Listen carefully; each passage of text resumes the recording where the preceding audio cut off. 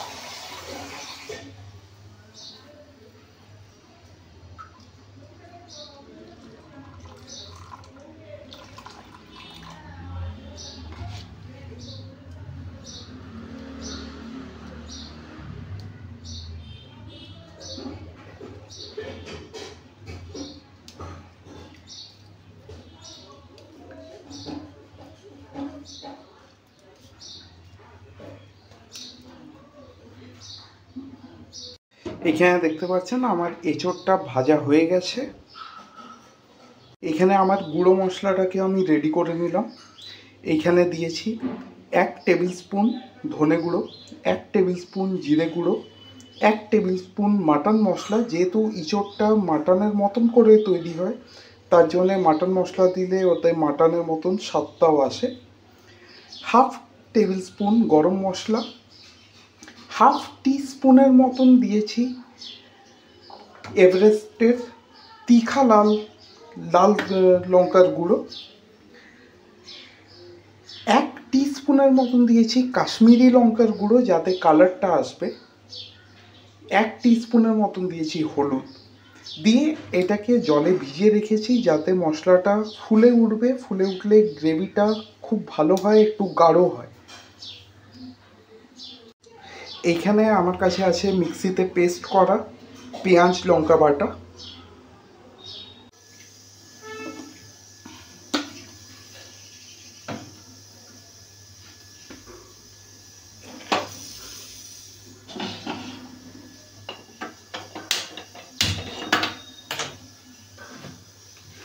এবারে কড়াইতে আমি দিয়ে দিলাম সরষের তেল।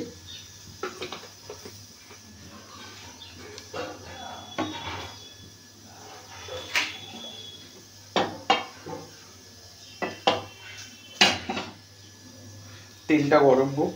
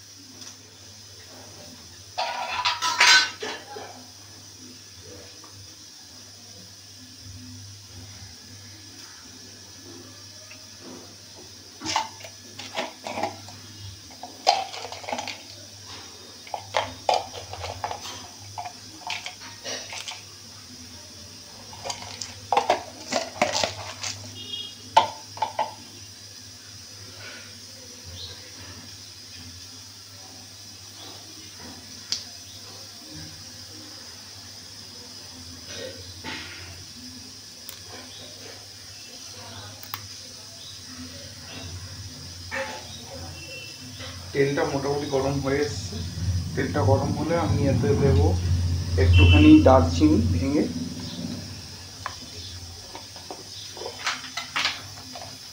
অল্প একটু জিরা,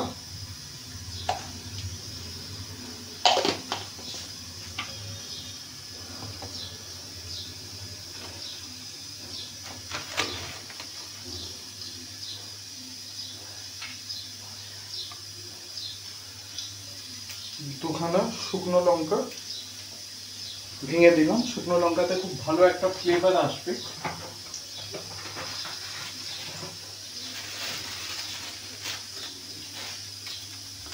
আর একটা তেজপাতা দিলাম।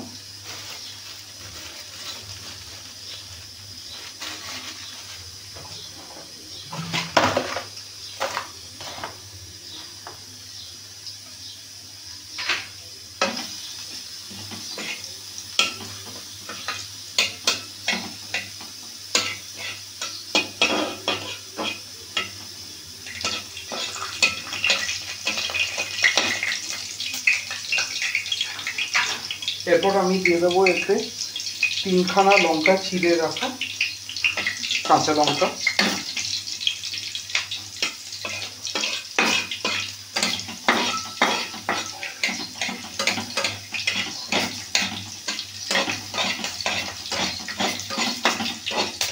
ভাজা হলে খুব সুন্দর একটা ফ্লেভার বেরিয়ে আসছে।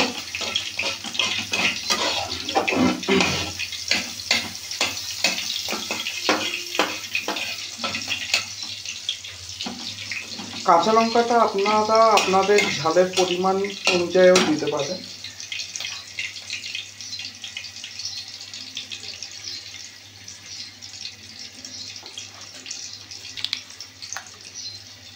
মশলাটা ভাজা হয়ে এসছে। এবার আমি এতে দেব আদা বাটা, মোটামুটি 1.5 টেবিল স্পুনের মতন আদা বাটা দিলাম। আদা বাটার পর দেব 1 টেবিল স্পুনের মতন রসুন বাটা।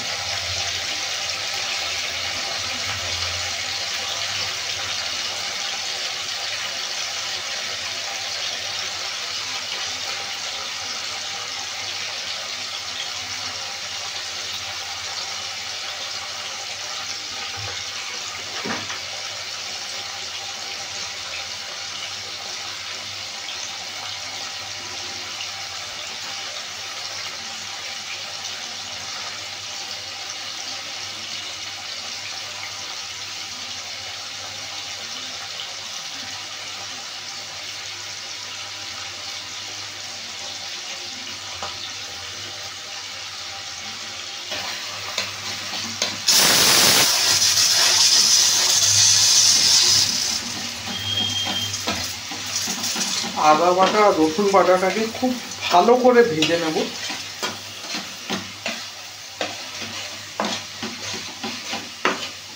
এটাতে আদা আর রসুনের যে কাঁচা গন্ধটা আছে ওই গন্ধটা শেষ হয়ে যাবে।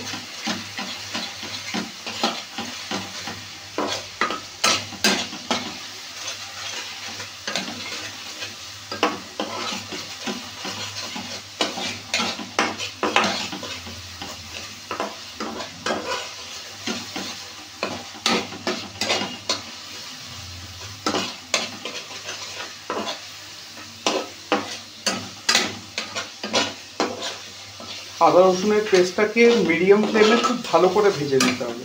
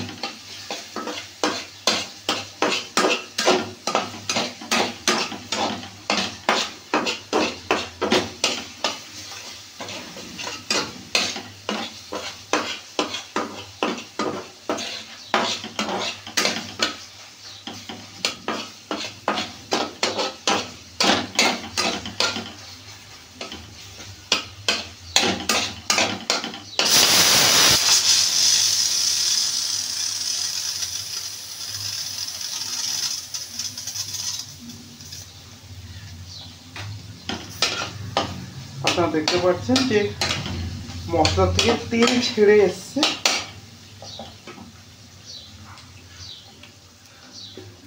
এখন আমরা দিয়ে দেব যে পেঁয়াজ আর লঙ্কা বাটা আমরা পেস্ট করে রেখেছিলাম, ওইটা মোটামুটি 2 টেবিল স্পুনের মতন আমরা দিয়ে দিই।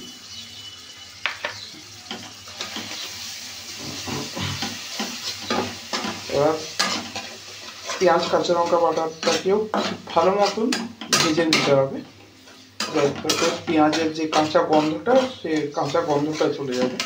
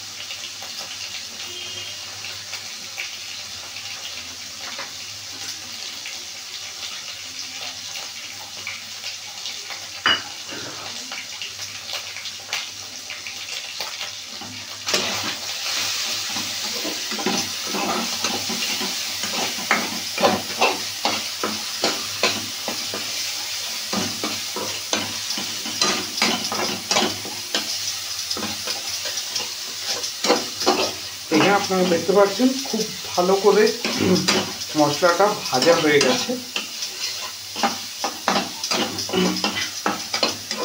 এবার আমরা যে গুঁড়ো মশলাগুলো ভিজিয়ে রেখেছিলাম, এবার সেই মশলাটা আমরা দিয়ে দেব।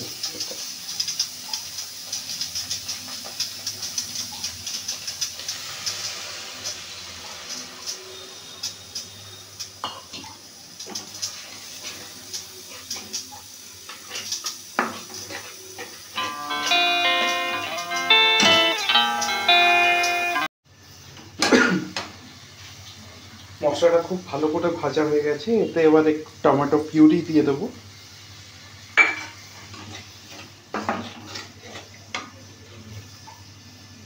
আর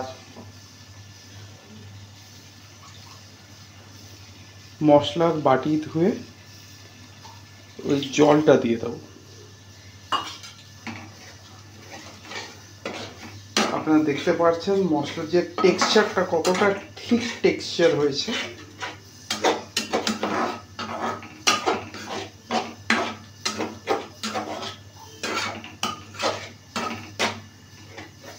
এটাতে এবার ভেজে রাখা আলু আর এঁচড়গুলো দিয়ে দেব।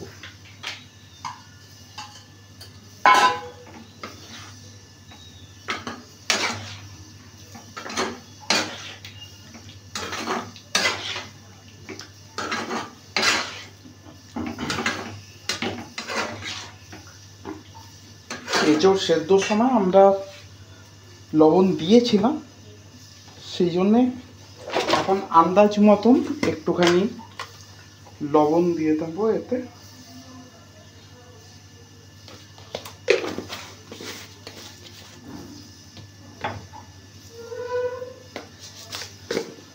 আর স্বাদ অনুপাতে একটু মিষ্টি।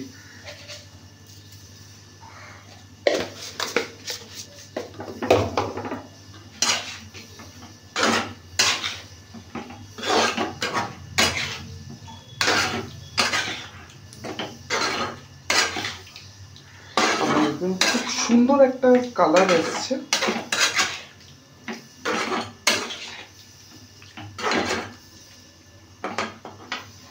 এবার এতে একটুখানি জল দিয়ে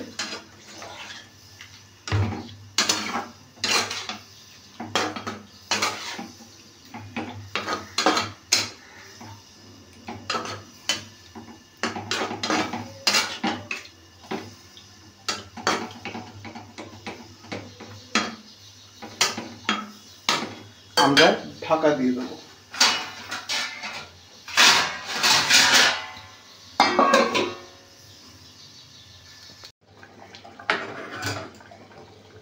প্রায় 10 থেকে 15 মিনিট এটাকে ঢাকা দিয়ে রাখার পর আপনারা দেখতে পাচ্ছেন খুব সুন্দর একটা রং এসছে এঁচোড়ের তরকারিতে। আর এঁচোড়টাও একদম সফট।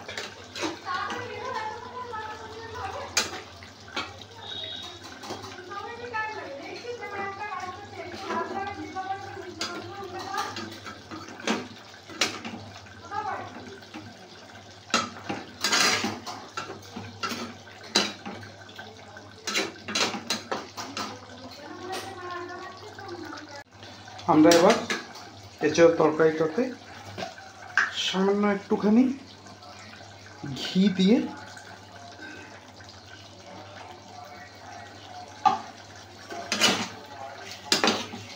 একটুখানি নাড়িয়ে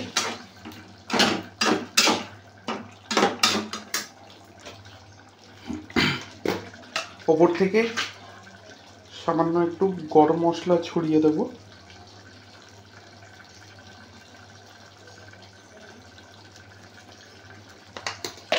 আর সামান্য একটুখানি আমরা মাটন মশলা ওপর থেকে দিয়ে দেবো ওর গন্ধটার জন্য।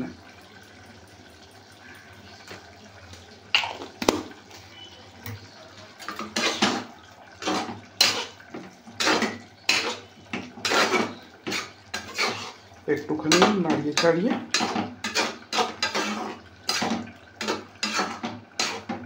গ্যাসটাকে অফ করে নেব।